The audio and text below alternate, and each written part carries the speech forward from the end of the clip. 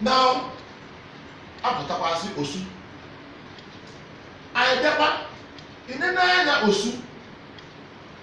Anyị nwere all the deities. When we are saying it 10 years ago, most people did not understand. But the authorities, the Supreme Council, the National Council, the President, the trustees of the National Council will be working towards it without talking. But by the last 2 weeks or so, it started manifesting.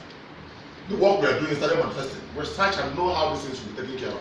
Because we know the cause, which you may not know unless we explain to you.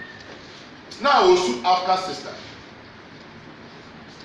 Kedu ka o si ka bụ a deity banyere ndị Ukome na African traditional religion? Are you there? Yes. We recognize deities. Are you there? Yes. And one of the functions of deities is to save our nation and save our people and save all people. Now, mmadụ gbapụrụ mmụọ sevuzie ya. Asị na mmadụ ibe ya ma ndekọzi. Are you there? Anyị na-enye ha. Anyị na-ene ya. Now, I did not achọpụta that is not in line with our African traditional world religion. Mana ihe anyị chọpụtara bụ n'osu enwere osu agụ. Why is it na-asụ osu agụ? Nwere osu nkwọ. Nwere osu gịnị mgbe ọ nọ n'ụmụcha osu ji. Osu eke. Gịnị ka osu gịnị? Doctor. Specialist in agụ. Ị gaa n'osu agụ. Onye osu agụ mechara ga agụ ga-ana. Onye osu eke mere nke ọ and so.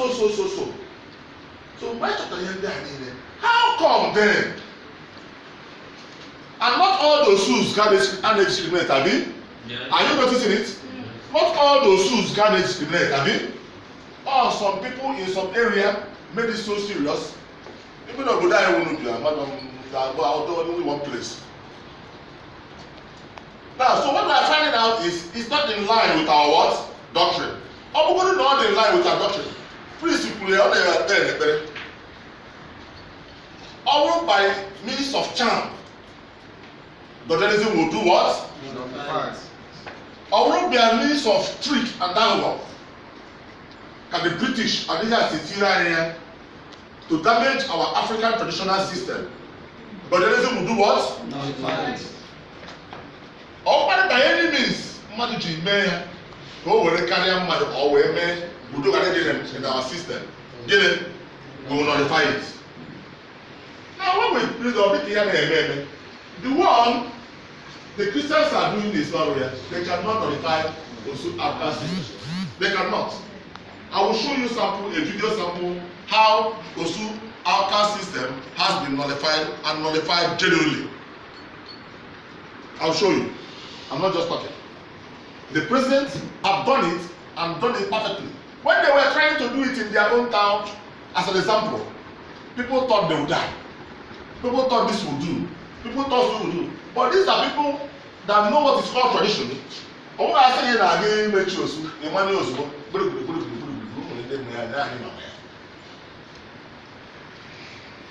I don't know, Borogi.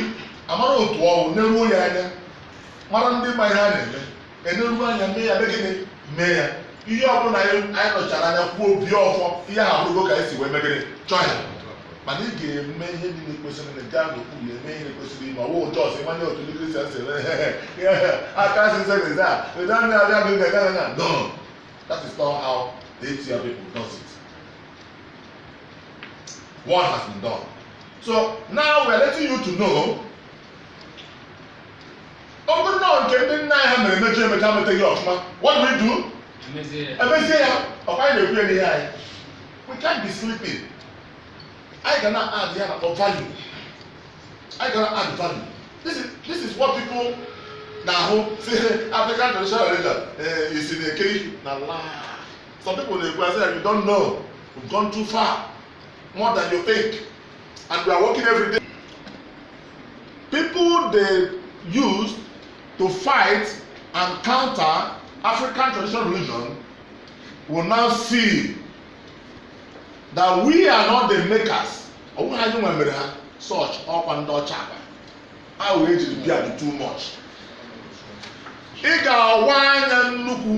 You open your eyes very well, open your thoughts before you can be able to find out how so you can do it.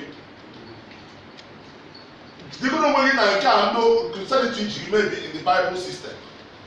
Check yourself how you are able to denote certain things. Now, so even some of us here, as of the up to 10%. Because here is the really can come. But I have no more than 50, 60 years now or whatever. We have I now work on our own level. Why some of you work on your level? Only on all, only as a so come here now, I may appreciate. I am now at our own level.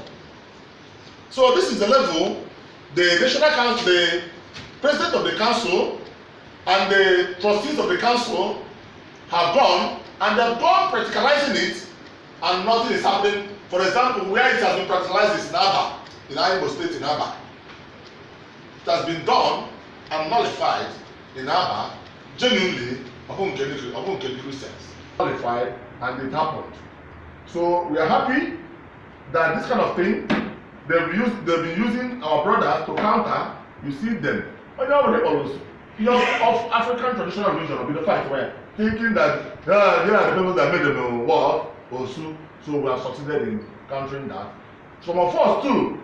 Now I'm here for the first time. I said, hey, Osu, and they made them no, we are scientific. We are scientific. We do things that are practical. African traditional religion is synonymous with what? Science. African traditional religion is synonymous with what? Science. Yeah, no, we are not believe. No, we are not like that. Mother now saying here, in our joy, when you are saying, no, money baby, men car, why should it be?